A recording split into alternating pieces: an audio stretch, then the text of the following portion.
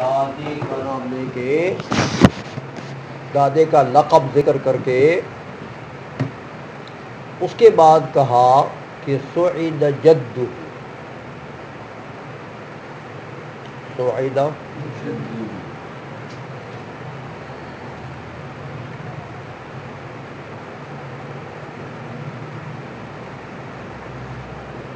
علامہ طفزانی رحمۃ اللہ علیہ فرماتے ہیں کہ یہ سعید جدہ، یہ جد کا جو لفظ ہے اس میں صنعت ایہام ہے۔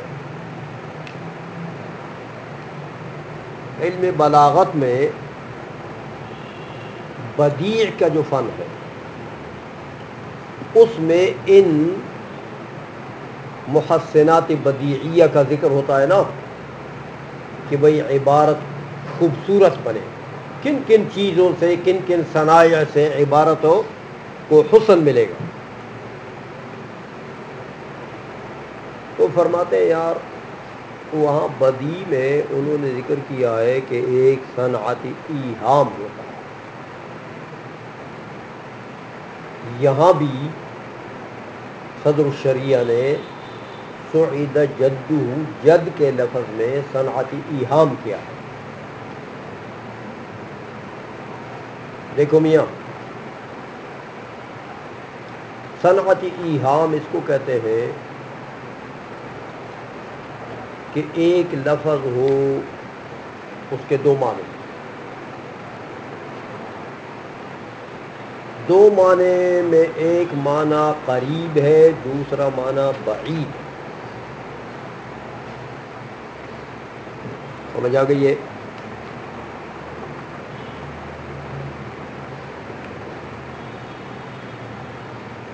تو متکلم جو ہے وہ بعید مان لیتا ہے، بعید مان لیتا، لیکن سامع کے ذہن میں تو وہ قریب مانا جائے گا نا۔ سمجھ آئیے؟ تو متکلم کی مراد وہ نہیں ہے وہ قریب مانا، متکلم کی مراد وہ بعید والا مانا۔ تو کہتے ہیں یہاں بھی ایسا ہی ہے یار کہ جد کا جو لفظ ہے اس کے دو معنی ہیں۔ سمجھا گئی ہے؟ ایک جد کا معنی آتا ہے ابو الاب،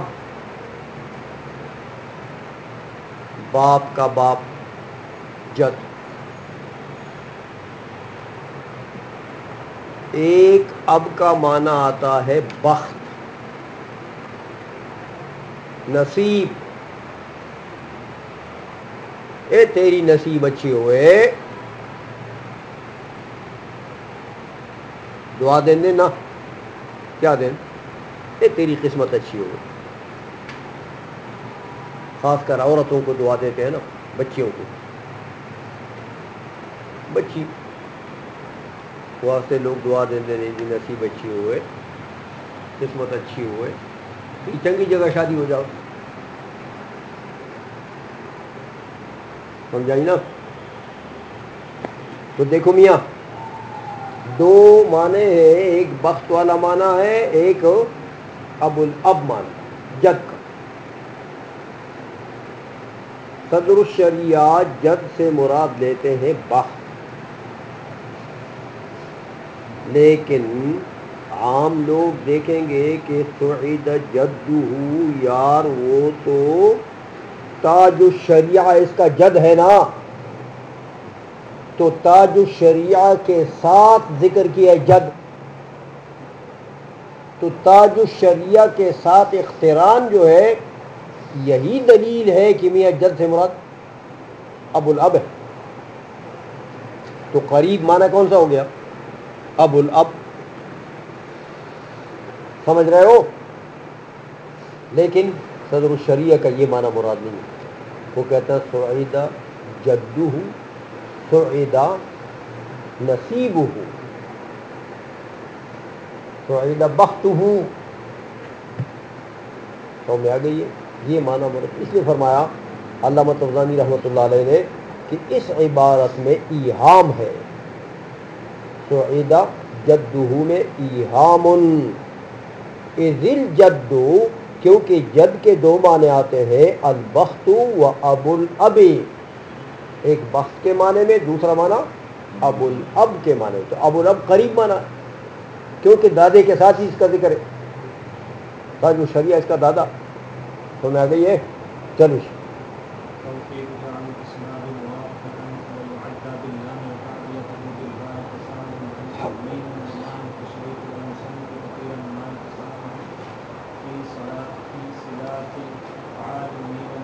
منہ الی جانب المعنی.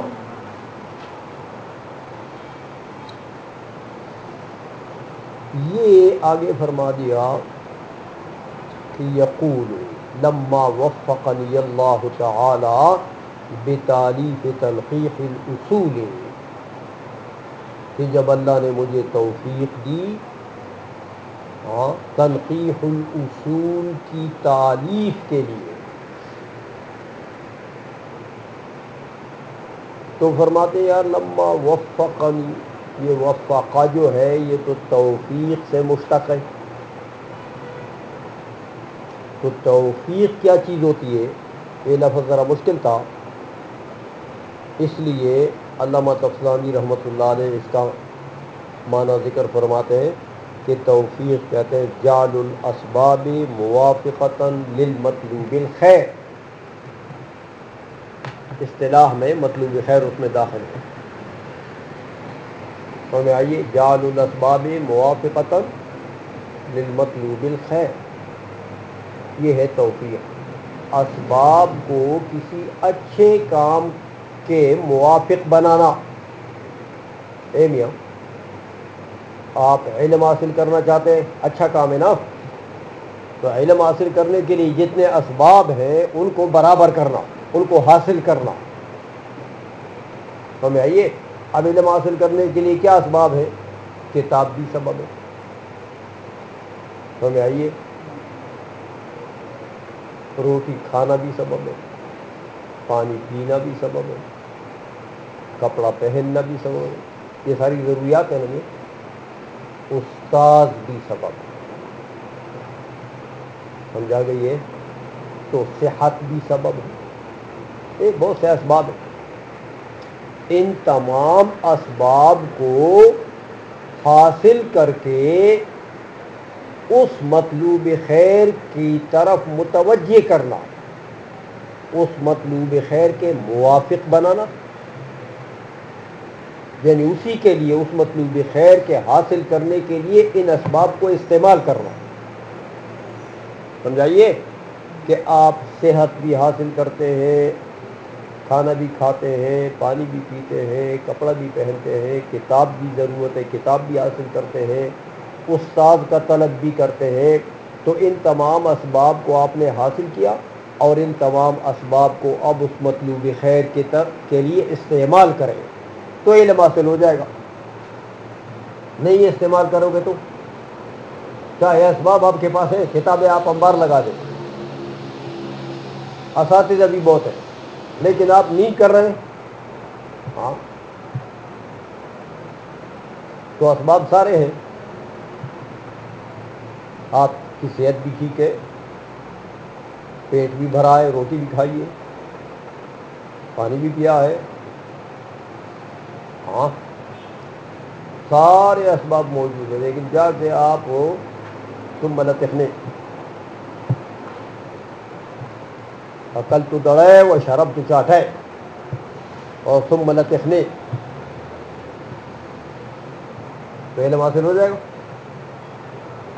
جب اسباب کو آپ نے مطلوب خیر کی طرف استعمال ہی نہیں کیا تو علم تو نہیں حاصل ہوگا.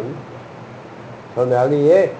اس لیے اس کو توفیق کہتے ہیں کہ ان اسباب مطلوب خیر کے اسباب کو آپ حاصل بھی کریں اور پھر ان اسباب کو اس مطلوب خیر کے حاصل کرنے کے لیے استعمال بھی کریں، موافق بھی بنائیں، یعنی استعمال بھی کریں، پھر جا کے وہ مطلوب خیر حاصل ہو، مسبب حاصل ہو جائے. سمجھے ہو میاں؟ یہ توفیق کا معنی کر دیا ہے.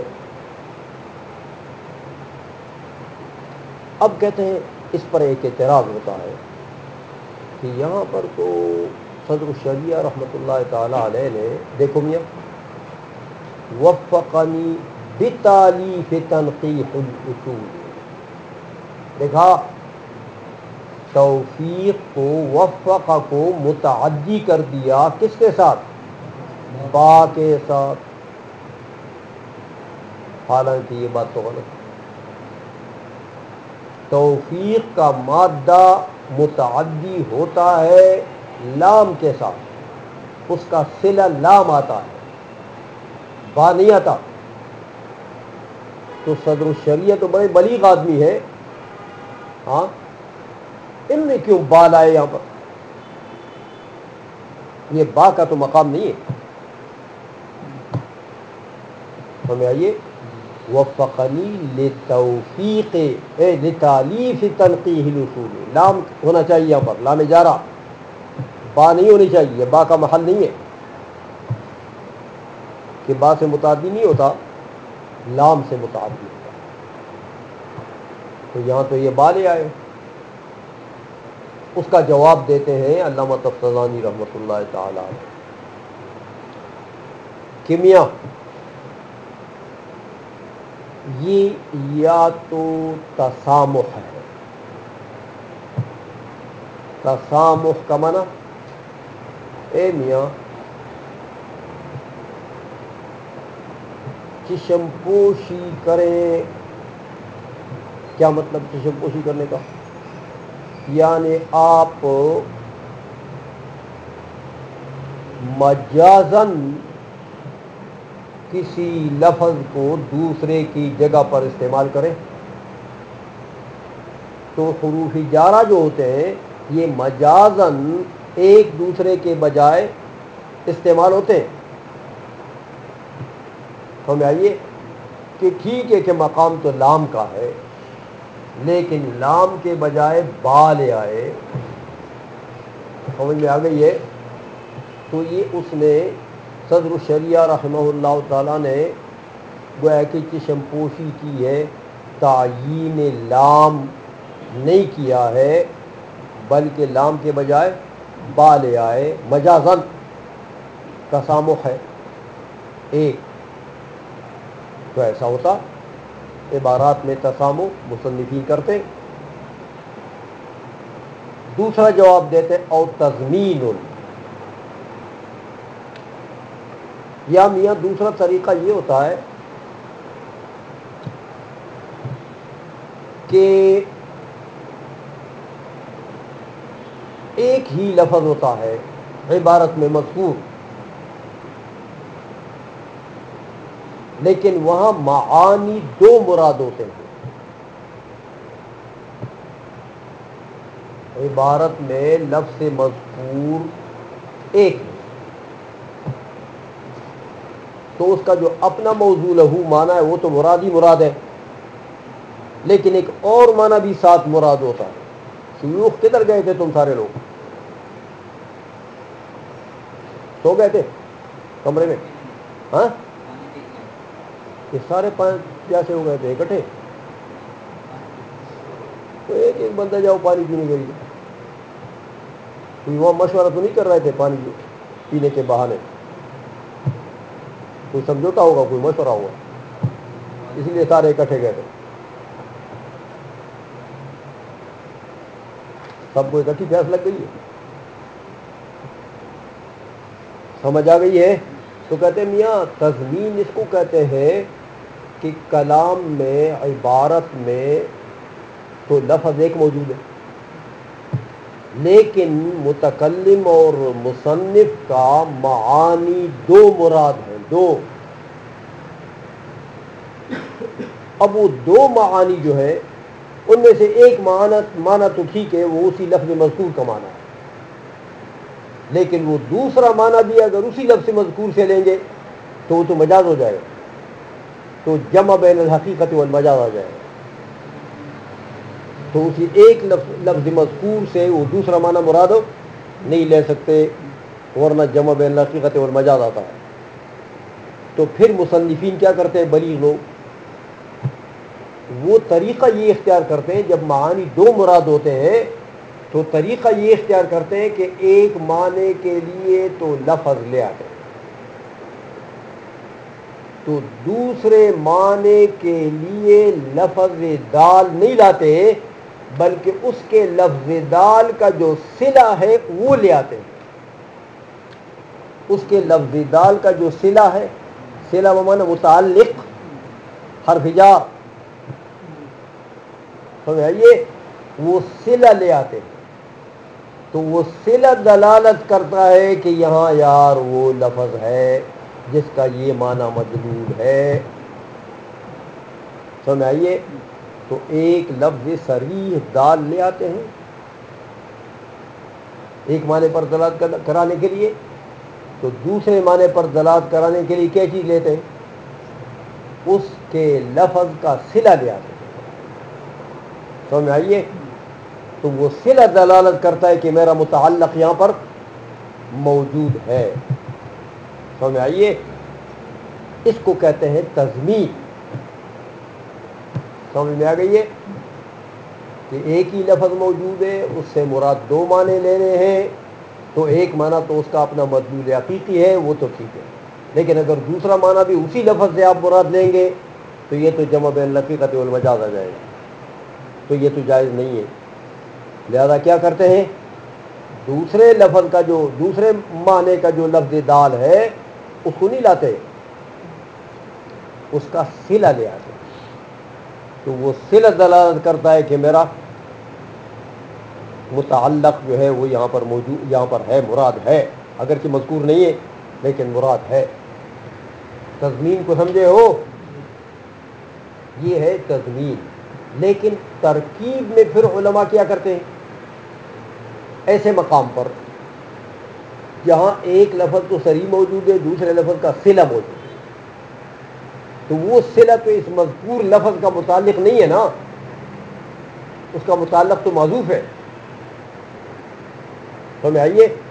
تو پھر ترکیب میں یہ طریقہ اختیار کرتے ہیں، یاد رکھو کہ کبھی ایسا ہوتا ہے، اکثر ایسا ہوتا ہے کہ جو لفظ مذکور ہے اس کے فاعل یا اس کے مفعول سے، یعنی اس کے معمول سے، گویا کہ وہ جو لفظ مذکور نہیں ہے اس میں سے غیر مذکور لفظ کے کا ایک صیغہ لے آتے ہیں جس کو حال بنا دیتے ہیں،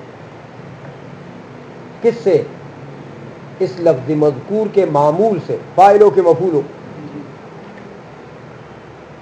سمجھ آئیے۔ تو پھر وہ حال کا بنا کر تو یہ جو صلہ ہوتا ہے یہ اس سے متعلق کر دیتے ہیں، یہ جو صلہ مذکور ہوتا ہے نا اس کو اس سے متعلق بنا دیتے ہیں۔ یہ ترکیب کا طریقہ ہوتا ہے، بالعکس بھی ہوتا ہے، کبھی وہ جو غیر مذکور لفظ ہے اس کو اصل بناتے ہیں، اس کے معمول سے جو مذکور لفظ ہے اس سے حال کا صیغہ، صفت کا صیغہ مشتق کر کے حال بنا دیتے ہیں، لیکن یہ بہت کم ہوتا ہے۔ عموماً ایسا ہوتا ہے کہ جو لفظ مذکور ہے اسی کو اصل بنا دیتے ہیں، اسی کے معمول سے وہ جو غیر مذکور لفظ ہے اس غیر مذکور لفظ سے صفت کا صیغہ لا کر اس کے معمول سے اس کو حال بناتے ہیں، اور وہ جو صلہ ہوتا ہے اس کو اسی سے متعلق کر دیتے ہیں، سمجھے ہو تضمین کو؟ اسی لیے علامہ طبرانی فرماتے ہیں کہ دیکھو میاں، وَيُعَدَّ بِاللَّامِ، اصل میں تو توفیق کا صیغہ متعدی ہوتا ہے کس سے؟ لام سے، با سے نہیں ہوتا، تو یہاں تو بالا ہے، سمجھ میں آ گئی ہے۔ وَتَعْدِيَتُهُ بِالْبَاءِ، یہاں جو صدر الشریعہ نے اس کو با کے ساتھ متعدی کیا ہے، یہ تعدیہ جو ہے تسامح او تضمین، یا یہ تسامح ہے، سمجھ میں آ گئی ہے کہ مجازاً ایسا ہوتا ہے ایک لفظ حروف جارہ میں سے دوسرے لفظ کے بمقام استعمال ہوتا ہے، تو یا تو تسامح ہے یہ او تضمین، یا یہ تضمین ہے میاں، تضمین ہے تو وفقا کی توفیق کا لفظ تو صراحتاً ذکر ہو، لیکن یہ لفظ متضمن ہے تشریف کے معنی کو، کس کو؟ تشریف کے معنی. تو اب اسی وفقہ سے توفیق والا معنی بھی لینا ہے. تو اگر تشریف والا معنی بھی لے تو تشریف تو اس کا مجازی معنی ہو جائے گا. تو یہ تو جمع بین الحقیقت والمجاز لازم آ جائے گا. اس لیے صدر الشریعہ نے کیا کر دیا؟ وفقہ کو تو صراحتاً ذکر کر دیا اور تشریف کا صلہ ذکر کر دیا. تشریف متعدی ہوتا ہے با سے. تو تشریف کا صلہ کیا چیز ہے؟ با. سمجھ آئیے؟ اب کرو تشریف سے صفت کا صیغہ لاؤ. عبارت یوں بن جائے گی کہ وفقنی اللہ تعالی مشرفا بتالیف تنقیح الاصول. سمجھے ہو؟ تو یہ بتالیف متعلق ہو گیا کس کا؟ مشرفا. تو تشریف کا معنی بھی ادا ہو گیا بغیر کسی اعتراض کے تضمین کے طریقے سے, اور توفیق والا معنی بھی ادا ہو گیا. تو لفظ تو ایک مذکور ہے توفیق, تو تشریف کا صلہ مذکور ہو گیا. وہ دلیل ہے کہ بھئی یہاں پر وہ میرا متعلق بھی ہے. سمجھے ہو؟ فرمایا او تضمین لمعنی التشریف ہے. کہتے ہیں یار یہ مصنف جو ہے یہ صدر الشریعہ یہ بڑے بلیغ آدمی ہے, تو یہ بہت زیادہ بلغاء جو ہوتے ہیں نا یہ معمولی معمولی باتوں کی پرواہ نہیں کرتے ہیں عبارات میں. ہاں, جو بلاغت کے ٹاپ کے درجے پر پہنچتا ہے نا وہ معمولی معمولی چیزوں کو پھر خاطر میں نہیں لاتے. تو میں یہ اس لیے فرماتے ہیں کہ والمصنف کثیر ما یتسامح فی صلات الافعال. صدر الشریعہ جو ہے وہ بہت زیادہ تسامح کرتے ہیں افعال کے صلوں میں. افعال کے صلوں میں کہ یہ یہاں دیکھو یہاں مقام تو تھا لام کا, لتالیف ہی کہنا چاہیے تھا لیکن انہوں نے کیا کر دیا؟ بے تالیف. تو یہ صلوں میں تسامح کرتے رہتے ہیں, اس کی نہیں باک رکھتے.